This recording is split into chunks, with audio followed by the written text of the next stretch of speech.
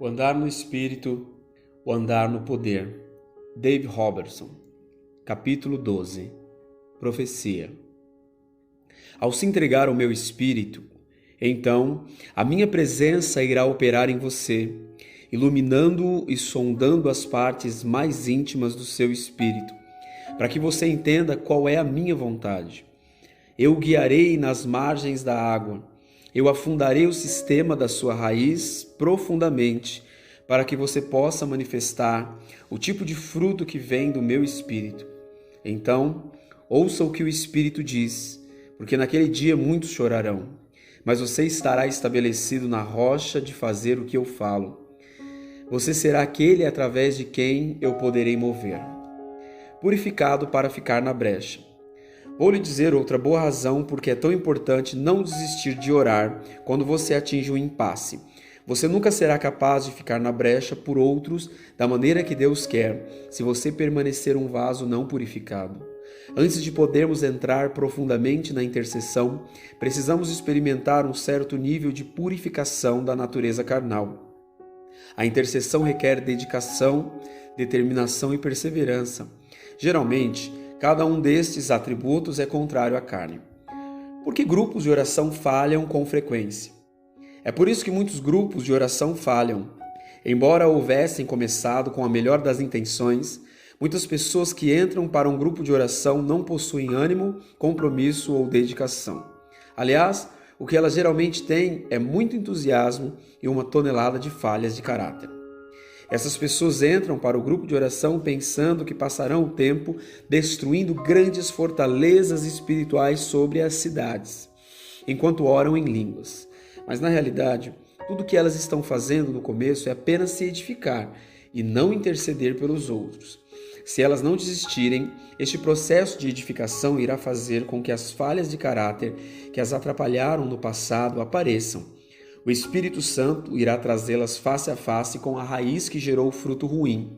Em outras palavras, as obras da carne em suas vidas que fizeram com que elas não fossem boas mães, bons pais, bons provedores, etc., temperamentos ruins também podem aparecer naqueles que aparentemente nunca os demonstraram. Mas a capacidade para esses traços carnais esteve lá durante todo o tempo. Orar em línguas apenas fará com que ela apareça. Depende das pessoas continuar a orar, permitindo que o Espírito Santo edifique o seu espírito renascido, até que ele possa ser purificado daqueles traços pela raiz.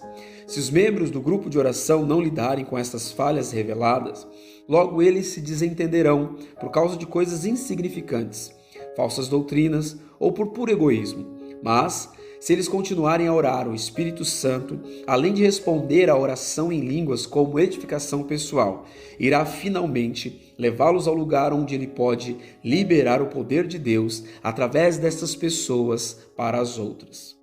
O diabo trabalha para manter os crentes em um estado de carnalidade. Muitas igrejas permanecem neste estado, sempre brigando uns com os outros e sempre em tormento. Neste estado de carnalidade, os crentes não estão qualificados para a intercessão, porque eles não se importam o suficiente com as crianças doentes que estão morrendo. Eles não se importam com as multidões que estão indo para o inferno. Eles estão muito preocupados com os seus próprios direitos. Nós devemos desejar ser grandes intercessores.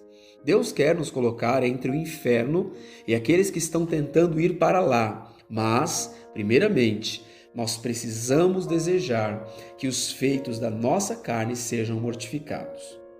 Permaneça firme na intercessão. Contudo, precisamos nos lembrar de que não podemos orar pela salvação de almas e por avivamento sem atrair a atenção do diabo. Paulo nos avisou sobre uma guerra pendente em Efésios 6. Ele disse: olhe, nós não lutamos contra carne e sangue. Não estamos lutando com uma espada e lança, mas a guerra é real do mesmo jeito. Lutamos contra principados, poderes, príncipes das trevas deste mundo e contra as forças espirituais do mal nas regiões celestiais. Efésios 6:12. Portanto, você precisa se determinar a permanecer firme na intercessão. sempre cooperando com o processo de mortificação do Espírito Santo que continua no interior. À medida que você se edifica em sua fé santíssima, orando no Espírito Santo, você atingirá um lugar no Espírito onde Deus pode derramar, literalmente, os profundos gemidos de intercessão através de você. É aí que muito do incrível poder do Espírito Santo começa a ser liberado. A atividade espiritual que entra em operação quando o poder de Deus é dado a uma pessoa para que ela permaneça genuinamente na brecha é fenomenal. Esse tipo de poder autoriza uma legião de anjos a tomar ação legal nos casos de outros e seus, para impedir catástrofes e mudar circunstâncias. Mas este nível de intercessão também atrai poderes e principados para desafiar a sua autoridade. Esses poderes demoníacos se moverão em você com violência de um trem de carga. O alvo será qualquer fraqueza ou falha de caráter que possa ser usada para parar e destruir você, como a suscetibilidade a desejos que não são de Deus ou protelação. É por esta razão que os meses e meses de edificação através da oração em línguas são tão importantes. Durante aquele tempo, o Espírito Santo edifica o seu espírito humano renascido para mortificar qualquer força da carne que dê autoridade e poder ao diabo para atrapalhar e controlar a sua vida. Ele edifica o seu espírito em tal nível de maturidade espiritual que o inimigo não pode pará-lo. Uma vez que você tenha alcançado aquele lugar de oração com perseverança, o Espírito Santo começará a ativar ondas incríveis de glória. Poder que inunda a sua alma na forma de alegria sobrenatural e gargalhadas. Estas ondas de glória são experimentadas por pessoas que chegaram na arte de permanecer na oração e que estão sendo usadas por Deus para resgatarem outras de desastres físicos ou do inferno eterno. A alegria sobrenatural e as gargalhadas são uma prova vinda do âmbito espiritual de que a fé obteve uma resposta. Algo mudou e logo será manifestado no âmbito natural. Gemidos dentro do nosso espírito justificado. Então, como podemos ter confiança em uma vitória final nesta busca espiritual, partindo da carnalidade egoísta para a oração constante, chegando ao processo de purificação e se tornando um vaso preparado que o Espírito Santo possa usar com intercessão? Encontrei a resposta para esta pergunta em meus estudos e meditação em duas diferentes passagens da palavra, 2 Coríntios 5 e Romanos 8. A chave para a nossa total vitória é resumida em uma simples declaração em 2 Coríntios 5:5. Deus nos deu o penhor do Espírito. Vamos ver a passagem inteira no contexto. Sabemos que, se a nossa casa terrestre deste tabernáculo se desfizer, temos da parte de Deus um edifício, casa não feita por mãos, eterna nos céus. E por isto, neste tabernáculo terrestre, gememos, aspirando por sermos revestidos da nossa habitação celestial, nosso corpo glorificado. Se todavia fomos encontrados vestidos e não nus, pois na verdade os que estamos neste tabernáculo gememos angustiados, não porque queremos ser despidos, não queremos morrer, mas revestidos, para que o mortal seja absorvido pela vida. Ora, foi o próprio Deus quem nos preparou para isto, outorgando-nos o penhor do Espírito. 2 Coríntios 5, 1-5. Agora, vamos para Romanos 8, 22-25, para compararmos as duas passagens. Primeiro, vamos ver o versículo 20. Porque sabemos que toda a criação, tudo que foi criado, a um só tempo geme como uma mulher grávida e suporta angústias até agora. Toda a criação geme pela libertação do jugo da corrupção imposta sobre ela com a queda do homem. Toda a criação, até o último átomo, foi colocada sob a maldição daquela hora. Agora, a criação, grávida de um novo céu e de uma nova terra, geme em angústias como uma mulher grávida, esperando para dar à luz. Então, no versículo 23, Paulo mudou a ênfase na criação para você e para mim. E não somente ela, mas também nós, que temos as primícias do Espírito, igualmente gememos em nosso íntimo, aguardando a adoção de filhos, a redenção do nosso corpo. Tudo na criação que é imperfeito está numa forma de gemidos de intercessão, esperando para ser liberto da corrupção. Isto inclui crentes que têm as primícias do Espírito. Note que Paulo diz que nós temos as primícias do Espírito e esperamos pelos próximos frutos, a redenção do nosso corpo. O que são as primícias às quais Paulo se refere? Jesus morreu e ressuscitou dos mortos, fazendo com que nós, que nascemos de novo, nos tornássemos as primícias, a primeira colheita da sua ressurreição. Quando nos ajoelhamos ao Senhor Jesus Cristo e nascemos de novo, papéis de adoção nos foram dados e nos tornamos suas primícias. Quando eu nasci de novo, o homem espiritual foi sentado instantaneamente em lugares celestiais com Jesus Cristo. E estando nós mortos em nossos delitos, nos deu vida, juntamente com Cristo, pela graça sois salvos. E juntamente com Ele nos ressuscitou e nos fez assentar nos lugares celestiais em Cristo Jesus. Efésios 2, 5 e 6. Meu espírito se tornou a expressa imagem de Jesus Cristo. Ele nasceu de Jesus e, consequentemente, se tornou justiça de Deus em Cristo. Aquele que não conheceu o pecado, Ele o fez pecado por nós, para que nele fôssemos feitos justiça de Deus. 2 Coríntios 5, 21. Portanto, no meu interior eu tenho sentimentos justos. Algo em mim é tão santo que guerreia constantemente com a minha carne. Nós que temos as primícias do Espírito, ou em outras palavras, nós que nascemos de novo e recebemos o penhor ou batismo no Espírito Santo, estamos gememos no interior de nosso espírito justificado, esperando que o processo inteiro de adoção seja culminado ou completado com a redenção de nossos corpos, os próximos frutos. A razão pela qual você está gemendo no interior do seu espírito justificado é porque você está aprisionado em seu corpo carnal. Você mora lá. A sua carne tem morte operando nela, herdada do primeiro Adão. Não é apenas capaz de pecar, irá pecar se você deixá-la. É por isso que Paulo disse em Gálatas 5,16: Digo, porém, andai no Espírito e jamais satisfareis a concupiscência da carne. Você é totalmente capaz de andar na carne. Muito além disso, o seu corpo está aprisionado em um mundo de contendas e guerras, um lugar onde crianças estão morrendo de fome e homens matam uns aos outros, onde o pecado e a perversão correm furiosamente. O seu espírito justificado geme dentro do seu corpo, porque você está em um mundo imperfeito, que possui todo este pecado amaldiçoado. E você mesmo ainda é capaz de praticá-lo. Aliás, Paulo diz que toda a criação está em angústia, como uma mulher grávida, vendida ao jugo da escravidão, chorando e gemendo para ser libertada deste jugo. Eu estou no meio de toda esta bagunça, e a justiça que foi implantada em meu interior me faz gemer por um novo céu e uma nova terra, em um novo corpo glorificado, salvo pela esperança. Isso está parecendo uma passagem em 2 Coríntios 5, não é mesmo? Lembre do que o versículo 4 diz: Pois na verdade, os que estamos neste tabernáculo gememos angustiados, não porque queremos ser despidos, mas revestidos, para que o mortal seja absorvido pela vida. Por que estamos gemendo? Estamos esperando para que seja completado o nosso processo de adoção. Quando?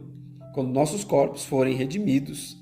Em outras palavras, quando estivermos vestidos com o nosso corpo glorificado, uma casa do céu, não feita por mãos humanas. Quando Jesus retornar, nossos corpos serão transformados em um piscar de olhos, do corruptível para o incorruptível, ao recebermos nossos corpos ressuscitados. 1 Coríntios 15, 52. Esta hora está chegando, mas ainda, enquanto estivermos aprisionados em nossos corpos, precisamos que alguém nos ajude. É por isso que Deus nos deu o Espírito Santo, para nos capacitar durante este tempo de espera, a fim de termos vitória sobre o domínio da carne.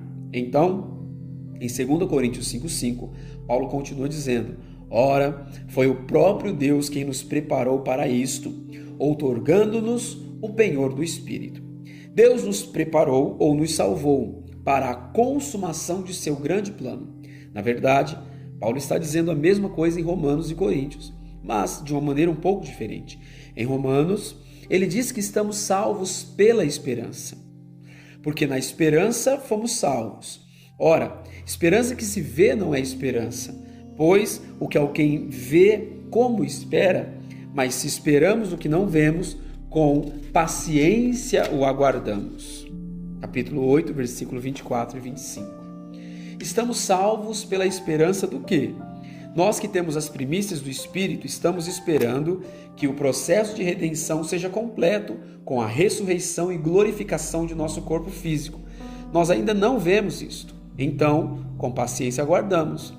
Não temos outra escolha a não ser esperar. Podemos orar a Deus pela volta de Jesus até ficarmos roxos, verdes e azuis. Mas Jesus ainda assim voltará apenas quando Deus disser que é a hora. O penhor de nossa herança. Note o que Paulo diz em 2 Coríntios 5,5. Ao englobar todo o ministério do Espírito Santo em nossas vidas com uma simples declaração: Deus nos deu o penhor do Espírito. Para encontrarmos mais detalhes sobre o ministério do Espírito Santo como penhor de nossa herança, precisamos ir a Romanos 8. Paulo diz em essência: não importa se você está aprisionado em um corpo que é capaz de pecar. É claro que você estará preso aqui esperando por um corpo glorificado, mas você não precisa esperar sozinho. Você tem o penhor do Espírito. E é assim que o Espírito Santo opera esse ministério. Se você já é familiarizado com negócios, você sabe que o dinheiro penhorado é uma prova da sua sinceridade para fazer a compra. É o dinheiro contra a promessa da possessão. Bem, quando você nasceu de novo, Deus disse: eu lhe darei um pedacinho do céu para que você vá ao céu com isto. Porque quando esta compra acabar, eu quero que você, a posse prometida, venha para casa e fique comigo. Então Deus colocou o seu dinheiro penhorado, o Espírito Santo, em você, contra a posse prometida. Em outras palavras, Deus enviou o Espírito Santo como o penhor de nossa herança para nos garantir 3 coisas. Número 1. O Espírito Santo é a garantia do poder de Deus para cumprir o seu chamado aqui na terra. Ele se oferece em edificação, através da linguagem sobrenatural das línguas, para orar o plano de Deus em sua vida. Ele é sua única promessa verdadeira do poder, da direção divina e da liderança para cumprir o seu chamado. O penhor dele é o único que auxiliará você. Nenhum outro caminho possui essa garantia. Número 2. Ele é a sua garantia de um corpo glorificado. E número 3. Ele é o poder para entregar finalmente a posse da compra, você, para Deus, ao trazer você para casa no céu. Então, o penhor do Espírito garante a ajuda para que você cumpra o seu chamado, receba o seu corpo glorificado e para que você seja levado para casa no céu. Essa é a garantia de Deus para você. Se você o seguir, ele nunca perderá o seu dinheiro penhorado contra a posse prometida. Nunca. À medida que você usa aquela diversidade básica de línguas chamada línguas para edificação pessoal, você começa a instigar o penhor do Espírito. Neste nível, o Espírito Santo começa a lidar com todos os seus problemas. Não importa quão ruins eles sejam. Se você continuar a se entregar para a obra dele em você, ele o livrará de todos eles. O ministério do penhor. Paulo descreve como o Espírito Santo carrega o seu ministério do penhor em Romanos 8:26. Também o Espírito semelhantemente nos assiste em nossa fraqueza, porque não sabemos orar como convém, mas o mesmo Espírito intercede por nós sobremaneira, com gemidos inexprimíveis. Já sabemos que a palavra fraqueza se refere à nossa incapacidade de produzir resultados, por causa das limitações impostas pela nossa carne. É por isso que nós, que temos as primícias do Espírito, gememos com o nosso espírito justo. Desejamos que as nossas limitações sejam removidas. E o Espírito Santo, desta maneira, nos ajuda em nossas fraquezas. Eu me alegro com a ajuda do Espírito Santo, pois descobri que não sou tão esperto para produzir resultados espirituais. Por exemplo, quando eu olho para uma criança deformada e aleijada em uma cadeira de rodas e encaro face a face a minha incapacidade através da incredulidade para produzir resultados, meu espírito justo geme em meu interior. Se eu soubesse orar como devo, aquela criança na cadeira de rodas iria se levantar curada e andaria como uma criança normal. É por isso que o Espírito Santo precisa ajudar a minha incapacidade de produzir tal resultado. Veja, todos nós temos um chamado e um lugar no plano de Deus. Até mesmo aquela criança aleijada na cadeira de rodas. Que boa notícia deveríamos pregar para esta criança. Pequeno crente, você não precisa permanecer desse jeito, porque isso não está no plano de Deus. Você tem um chamado divino, assim como eu, e a menos que a igreja não consiga libertá-lo desta condição, você nunca cumprirá este chamado que Deus planejou. Se essa não é a sua mensagem, então para que serve o Evangelho? Será que é apenas para pessoas bonitas, com dinheiro no bolso e um carro importado? Será que pensamos que uma criança deformada tem um chamado menor que o nosso? A mensagem de um pregador deveria ser: cativo, você não precisa mais ser cativo. Cego, você não precisa mais ser cego. Pobre, você não precisa mais ser pobre. Prisioneiro, você não precisa mais ficar limitado ao seu corpo. Se essa não é a mensagem de um pregador, será que ele parou onde era confortável para viver uma vida boa, esquecendo-se das necessidades ao redor de sua área de conforto? Ele não se importa com a oração? Será que ele está tão envolvido nos cuidados deste mundo a ponto de pensar que pode se acomodar? Nenhuma desculpa será suficiente no dia em que ele estiver perante Jesus, esperando uma gigantesca recompensa e Jesus lhe perguntar: por que você não permaneceu em oração? Este é o âmbito do qual poucos de nós temos entendimento. Quando encontramos algo como um caso de cadeiras de rodas, talvez digamos: bem, vou apenas orar e crer em Deus. Mas se realmente cremos em Deus, quando oramos para aquela pessoa, por que ela não foi curada? Ninguém sabe, nem mesmo a pessoa na cadeira de rodas.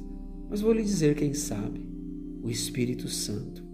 E como penhor da nossa herança, ele foi mandado para nos ajudar em nossa incapacidade para produzir resultados.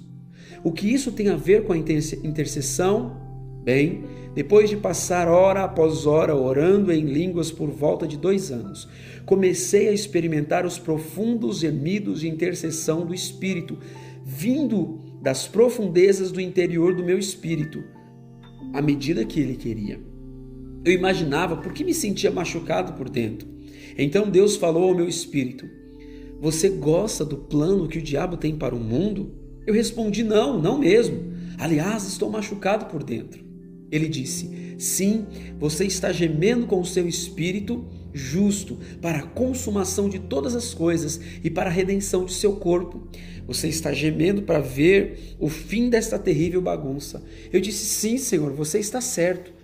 Comecei a experimentar aquela dor vinda bem lá de dentro de mim, toda vez que eu passava por alguém em uma cadeira de rodas que não havia sido curado. Eu sabia, sem sombra de dúvidas, que Jesus já havia carregado as doenças e dores daquela pessoa. No entanto, eu sentia as limitações impostas pela minha carne.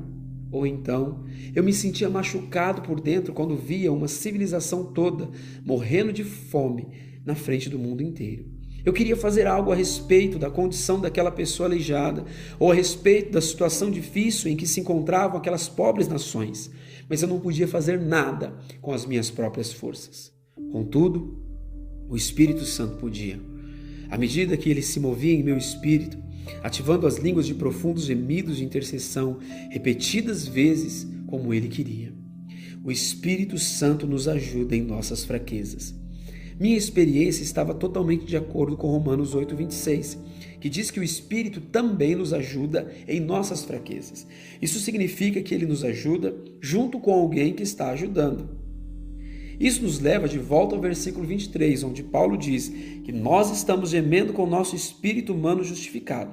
Então, quando Paulo diz, no versículo 26, da mesma forma o Espírito também nos ajuda, ele está dizendo, da mesma maneira que você está gemendo com o seu espírito humano, ele, o Espírito Santo, também o ajudará.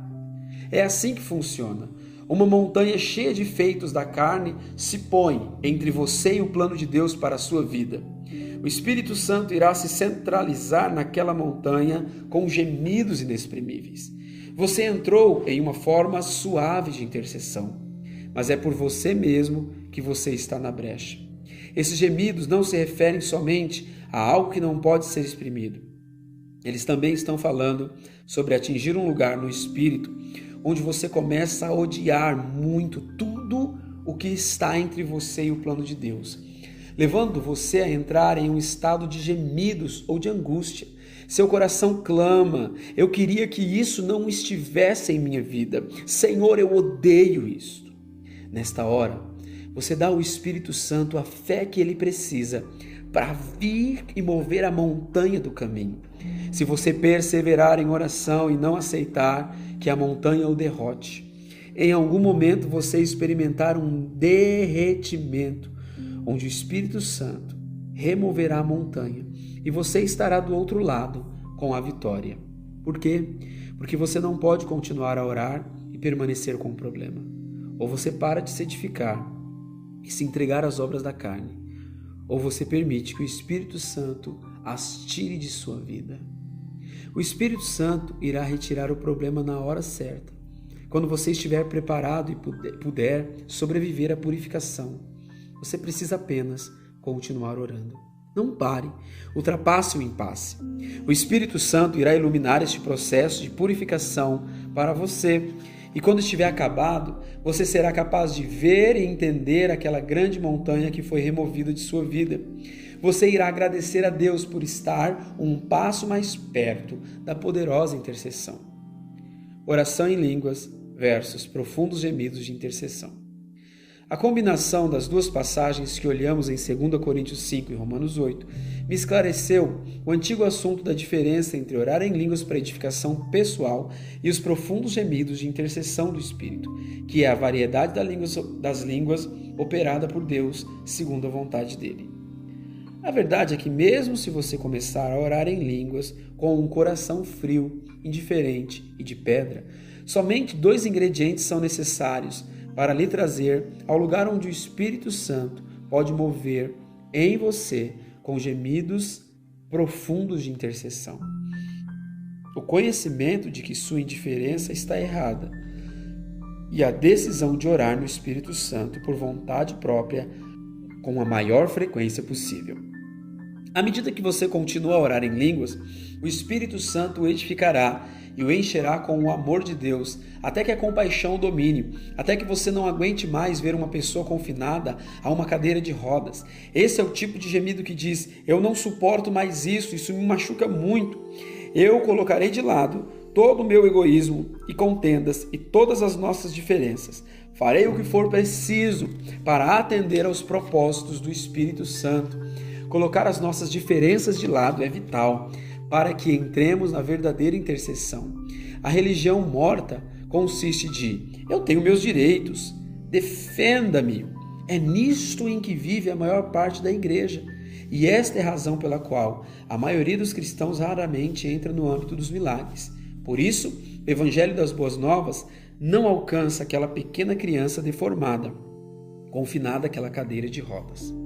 Ela não tem a chance de receber o galardão, porque a igreja falhou com ela. Mas, quando nós chegamos àquele lugar onde nós gememos com o nosso espírito justificado sobre a dor do mundo, pecado e miséria, nós não queremos mais lutar com ninguém. Nós só queremos orar. Então, por que não colocarmos todas as nossas diferenças de lado e começarmos a orar? São gemidos do nosso espírito justificado que o Espírito Santo se atém. Se ele me examinar e vir que minha nova natureza está clamando por auxílio em gemidos, sofrendo, mas não sabendo orar como deveria, ele diz: com licença, eu fui enviado para socorrer suas fraquezas. Eu quero acrescentar meus gemidos aos seus clamores por socorro, que serão traduzidos em puro poder para você se levantar acima das incapacidades da carne. Você foi paralisado em sua própria força. Você não consegue remover isto de você. Você não tem o poder. Você não sabe como fazê-lo. Mas eu sei. Então o Espírito Santo acrescenta a você sua unção de poder, sua intercessão, seus gemidos, para estar em uníssono com os gemidos do nosso espírito. Neste momento, ele o capacita a se levantar e fazer algo a respeito do problema. Em Gálatas 4,19, Paulo faz uma declaração reveladora que provê discernimento na diferença distinta entre línguas para edificação pessoal e profundos gemidos de intercessão. Meus filhinhos, por quem de novo sofro as dores de parto, até ser Cristo formado em vós. Quantas mulheres escolhem o dia para dar à luz a seus filhos? Quantas escolhem um dia em que os seus filhos nascerão sem a intervenção humana? Quantos param este processo e dizem: acho que vou esperar mais 2 dias. Não muitas, eu imagino. As mulheres podem começar o processo de concepção de um filho por livre arbítrio, mas não podem chegar ao fim dele por sua própria vontade. Da mesma maneira, pela sua própria vontade, você pode começar o processo que o levará à intercessão e às dores de parto, orando no Espírito e se edificando. Mas, mesmo depois de ter alcançado este lugar de sensibilidade, no qual você geme em seu espírito, justificado por causa das imperfeições deste mundo, os profundos gemidos de intercessão do Espírito Santo somente virão sobre você conforme o querer dele. Passos para a intercessão. A intercessão nasce em nós quando as necessidades dos outros movem nosso espírito de tal maneira que finalmente damos ao Espírito Santo algo a que ele possa acrescentar seu poder.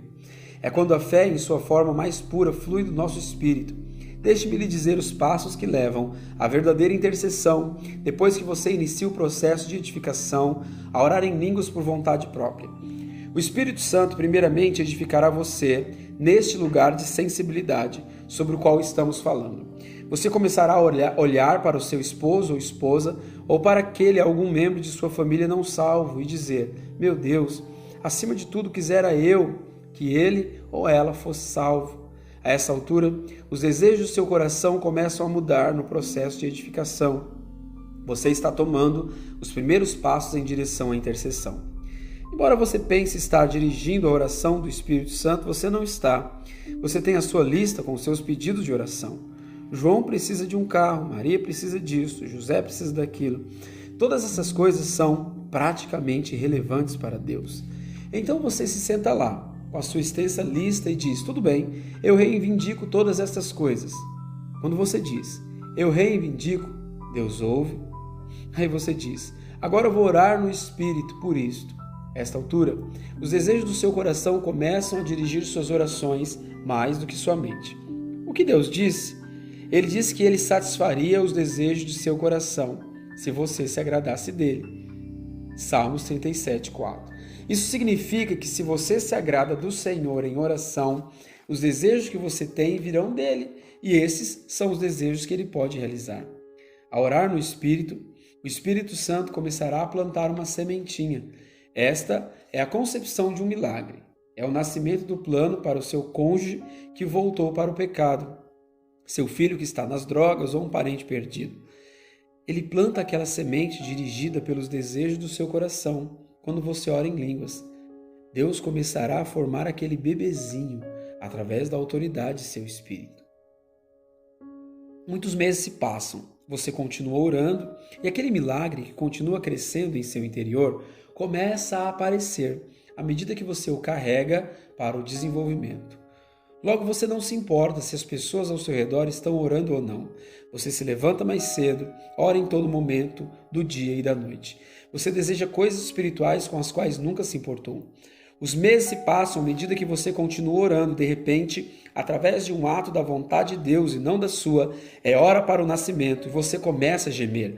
As dores de parto estão se aproximando mais e mais. É apenas uma questão de tempo para que aquele bebê nasça no âmbito espiritual. Após longas horas de edificação, orando em línguas, Deus começou a me colocar na intercessão para o nascimento de coisas no espírito. Por exemplo, lembro-me de quando o sintoma de surdez parcial se manifestou temporariamente em meu corpo, enquanto estava intercedendo. Naquela noite, uma mulher que era totalmente surda veio ao meu culto e Deus abriu seus ouvidos. Ela podia ouvir a música e as vozes de seu marido e filho pela primeira vez em sua vida. Por quê? Porque Deus teve condição de me levar a um lugar no Espírito, onde eu permaneci na brecha pela cura daquela mulher. Então, será que valem a pena aquelas horas e dias e meses que levam para construir aquela superestrutura em seu espírito? Através da oração em línguas, para que um dia o Espírito Santo possa começar a usar a você na intercessão poderosa? Oh sim, meu amigo, cada minuto vale a pena.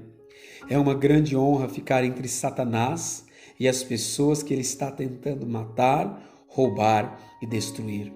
Nada pode se comparar ao fato de saber que aqueles por quem você está orando tinham um inferno como destino. No entanto, você pagou o preço para ser purificado e assim pôde ficar na brecha e libertar os cativos.